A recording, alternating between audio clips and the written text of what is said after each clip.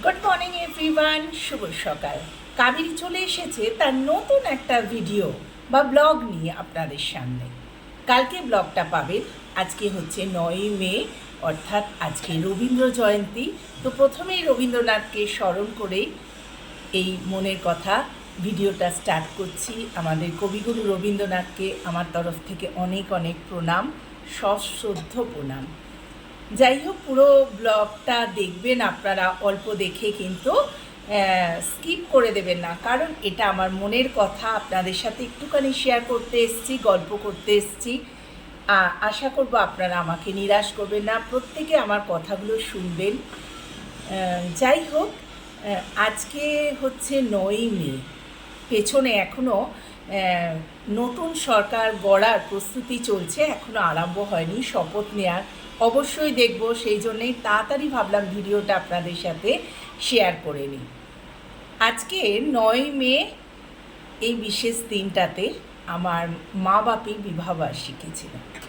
বাপি আজ 7 বছর হলো আমাদের ছেড়ে চলে গেছেন, কিন্তু এই দিনটা ভীষণভাবে আমাকে নাড়া দেয়। আজকে সকালবেলা উঠে ঘর পরিষ্কার করছি, যখন সব মোছামুছি করছি, ধুলো লেগে যাচ্ছে, তখন এই ফটোটা আমাকে আবার একবার মনে করিয়ে দিল যে আমার মা বাপির এই ফটোটা দেখে যে আজকে আমাদের বিবাহবার্ষিকীর সময় খুব সুন্দরভাবে পালন করতাম। অবশ্যই কিন্তু মা বাপি খুব একটা চাইতো না, এত বছর হয়ে গেছে, কেন তুই আবার সেই উদযাপন করিস আর কি। উদযাপন মানে ঘরোয়াভাবে যেটুকু করা যায়। আর সঙ্গে থাকতো সবসময় আমার প্রিয় ছোট্ট বোন। ওকে একবার ফোন করলেই ও চলে আসতো, আর চলতো আমাদের ছোট্ট ছোট্ট জিনিস নিয়ে ওটাকে সেলিব্রেট করা। একবার আমি প্রায় ভুলতে বসেছিলাম, মানে কিছু কাজের জন্য দিনটা আমার মাথা থেকে বেরিয়ে গিয়েছিল। সকাল থেকে বাবা মাকে উইশ করিনি। আগে ফোন আসতো বাপিমার সঙ্গে সঙ্গে, হ্যাঁ বল, আমি সেটাই অপেক্ষা করছিলাম তোর কখন ফোন আসবে। খুব মনে পড়ছে আজকে, বাপিকে তো বিশেষ করে মা আছেন, সেই জন্যই বলছি এই ফটোটা যখন পরিষ্কার করতে গেছি না, তখন মানে দিনটা আরোভাবে আমাকে নাড়া দিল। তাই ভাবলাম ক্যামেরা অন করে আপনাদের সঙ্গে আর কি একটু শেয়ার করি। আমার বাপি মার কোনো দিন কোনো চাহিদা ছিল না জানেন, বিশেষ করে মায়ের। মা এই আশা আকাঙ্ক্ষা এই সবের ঊর্ধ্বে।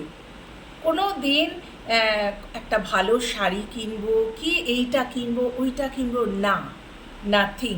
মা এখনও আছেন। আমরা মাকে ভগবানের পর্যায়ে বসাই, সবাই সবার মাকে বসান, কিন্তু এইটাই হয় যেন মাকে দেখলে আমাদের ভগবানকে দেখা হয়ে গেল। যাই হোক, একদিন এক সন্ধ্যের কাহিনী আপনাদের সাথে শেয়ার করতে চলে এলাম। ভুলে গেলাম সকাল থেকে মাকে উইশ করতে, মা বাপিকে আর কি। মা ফোনটা ধরতো আর বাপি সোফায় বসে থাকতো, যখন আমি বলতাম বাপি হ্যাপি অ্যানিভার্সারি, তা ওখান থেকে বলতো হ্যাঁ রে বল হ্যাপি অ্যানিভার্সারি। আরে এই দিনটা আর কি করব, এত বছর হয়ে গেছে, তাও আমি আর কিছু বলতাম না।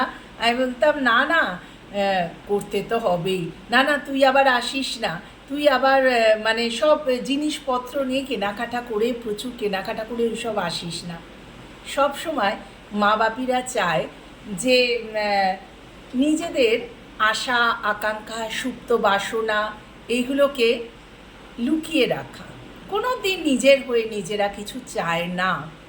আমার ক্ষেত্রেও তাই। মা তো ভীষণ শান্ত, বাপি একদম পছন্দ করতেন না। আরেকদিন আসবো আর একটা গল্প নিয়ে। যাই হোক, হঠাৎ 12টার সময় আমার বোনের ফোন এলো। বোন বলল, মেজদি আজকে আসছিস তো?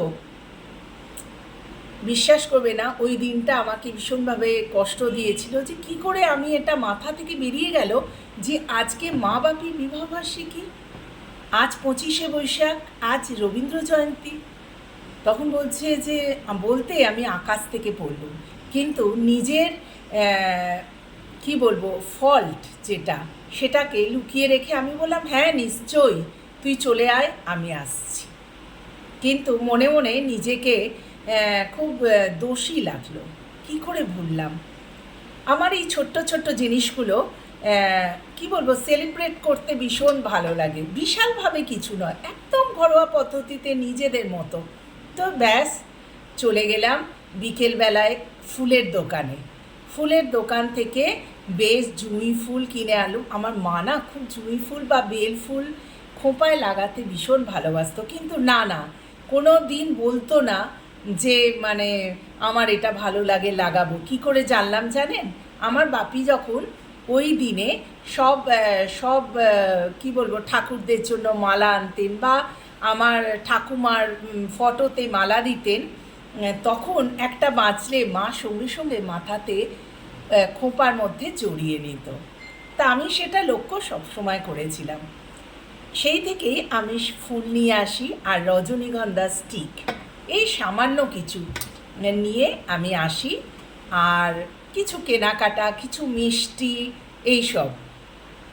যাই হোক, চলে গেলাম ফুলের দোকানে। যথারীতি আমি সব কিছু কিনে হঠাৎ করে গিয়ে দরজায় কড়া নাড়ালাম।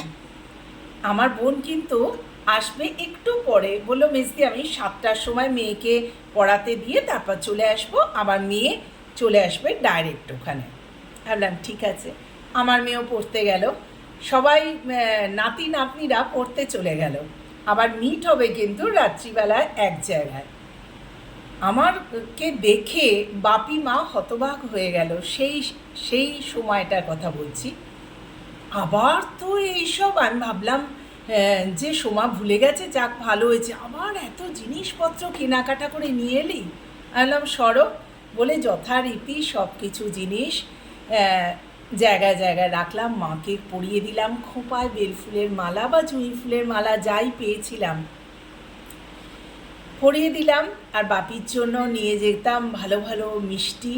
তারপরে মা বললো এই রে তোরা এত কিছু এনেছিস, আর ভীষণ চপ খেতে ভালোবাসতাম। বাপি ছুটে চলে গেল ভেজিটেবিল চপ আনতে।